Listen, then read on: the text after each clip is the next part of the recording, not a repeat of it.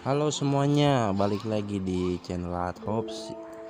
Seperti biasa, gue mau ngelanjutin soal video yang kemarin, yang uploadan kemarin.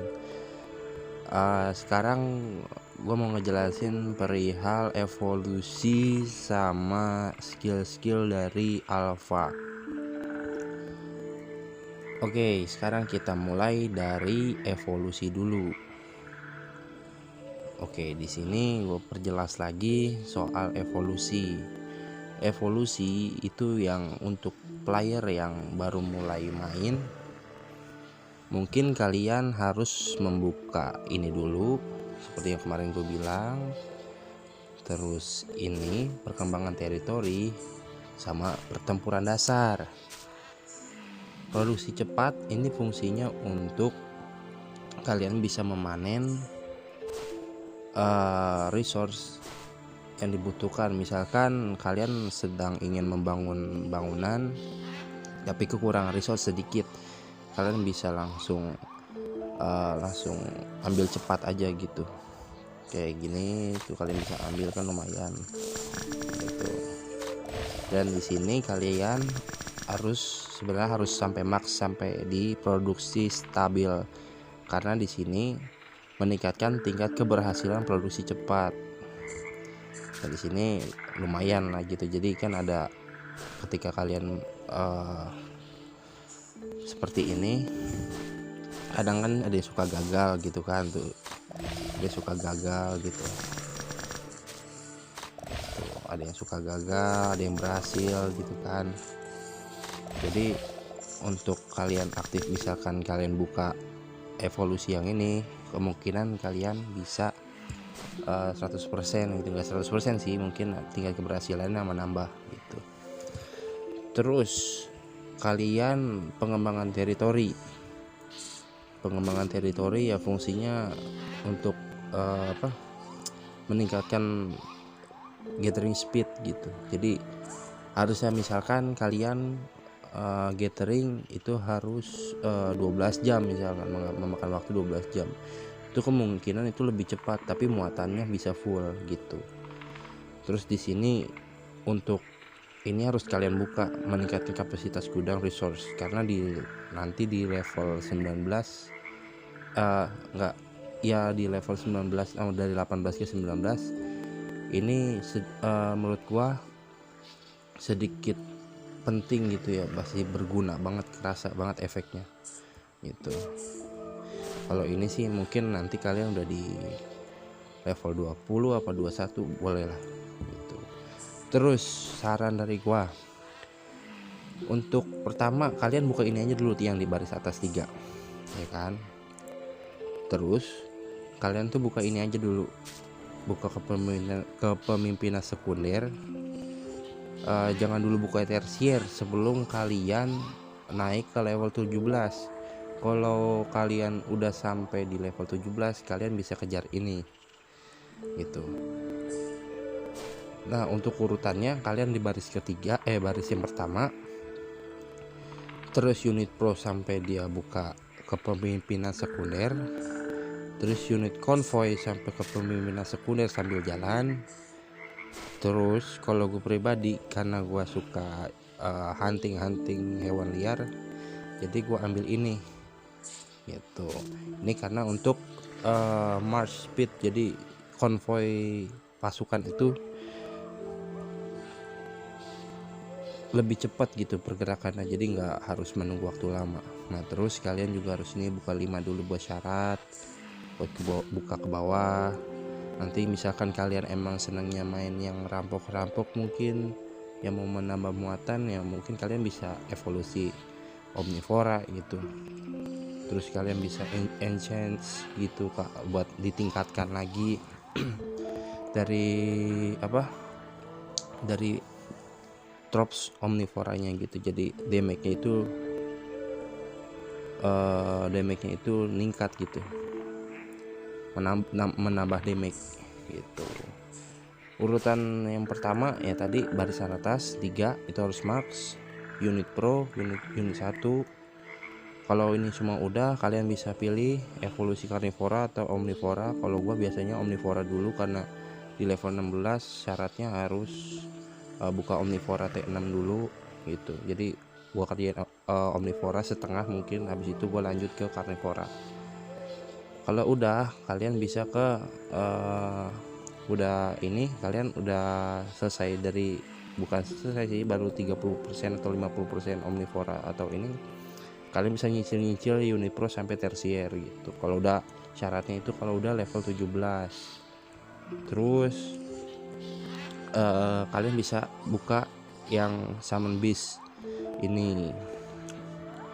Kalian harus buka sampai serangan fatal, karena kalau ketika kalian nyerang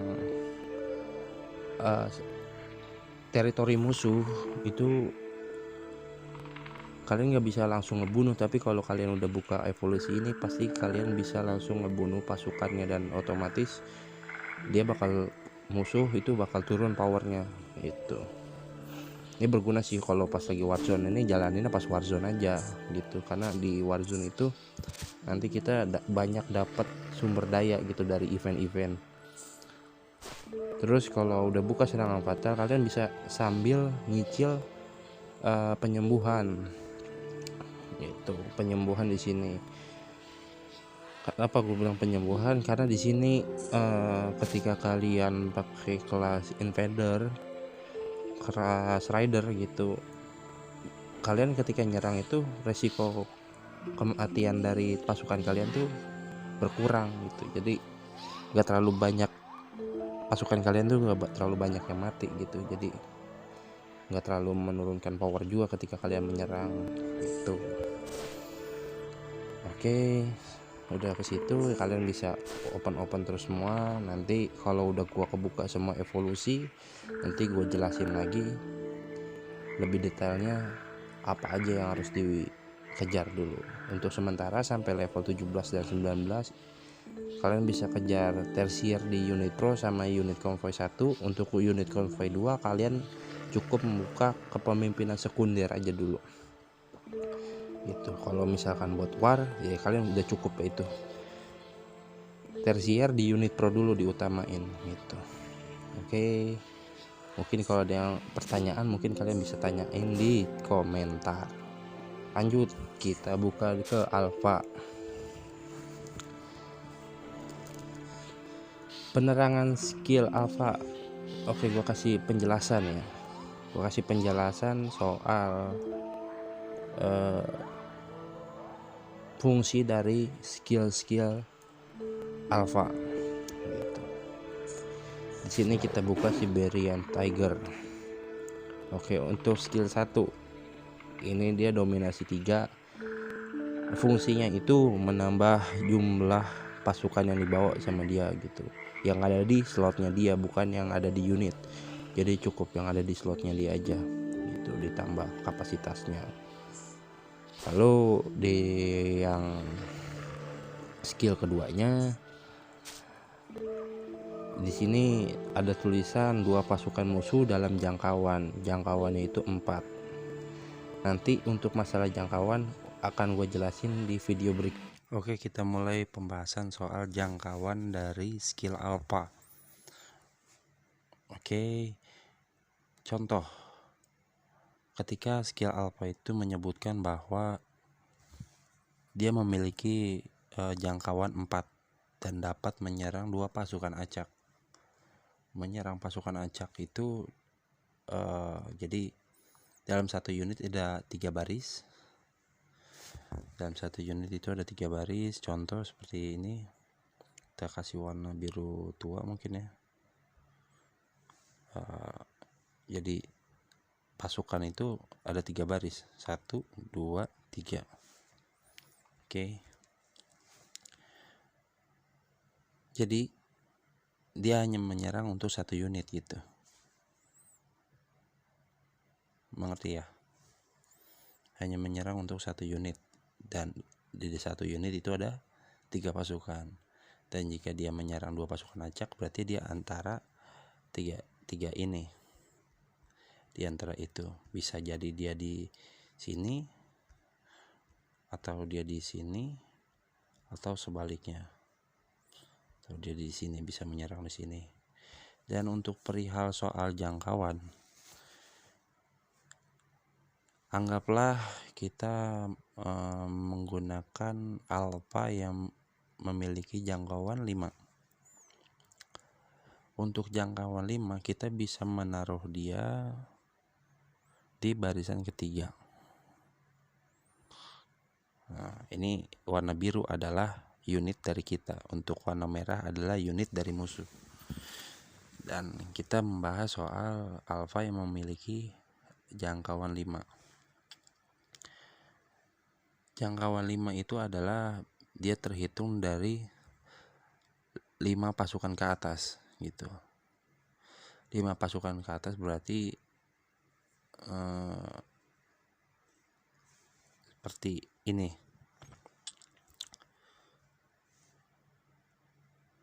Ya, jangkauannya itu dihitung dari unit kita 1, 2, 3, 4, 5. Oke. Hitung dari situ. Seandainya dia ingin menyerang dengan 2 pasukan acak, berarti dia hanya menyerang dari sini 1, 2, 3, 4, 5.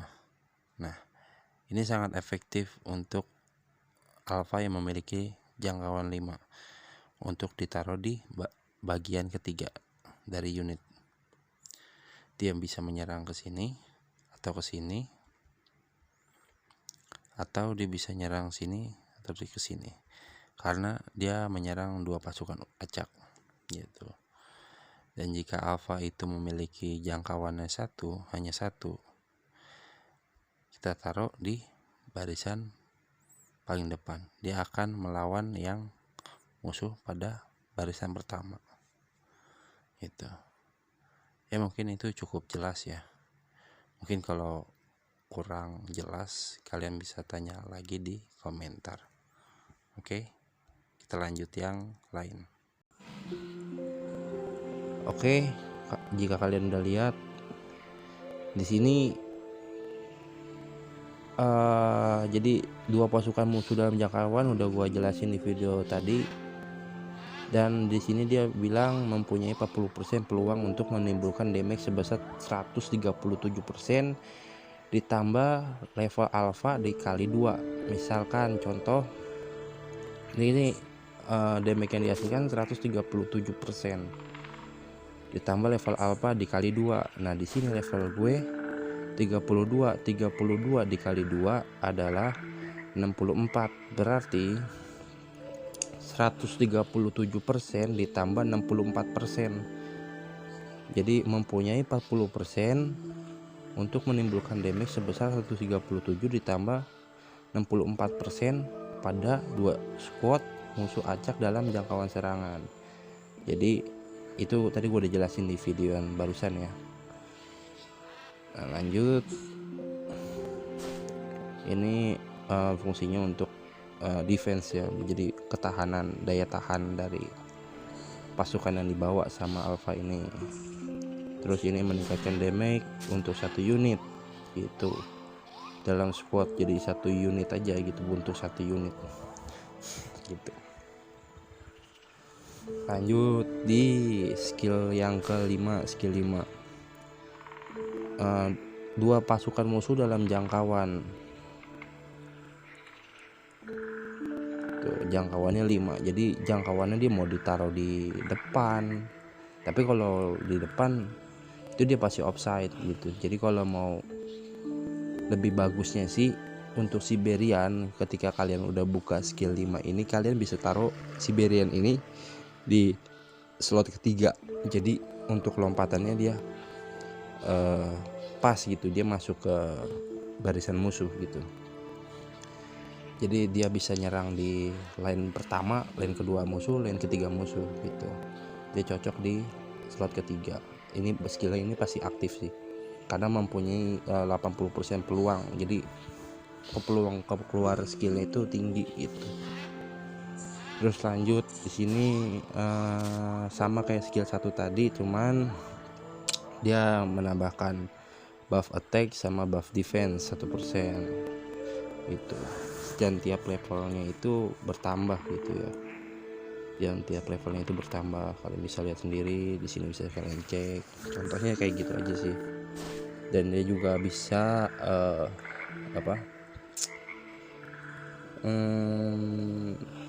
nambah jumlah pasukan yang ada di dalam slotnya dia gitu. Lanjut ke sini, berlaku dikerahkan dalam pasukan manapun.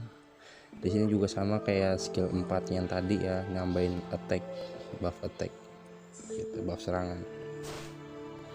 Dan di sini skill yang terakhir gitu ya. Kalau dia syaratnya harus level 50 dulu. Harus 50 dulu. Tapi di sini pasukan musuh dalam jangkauan. Jadi jangkauannya cuma satu slot aja. Ini cocok untuk emang cocok Siberian Tiger itu ditaruh di slot ketiga.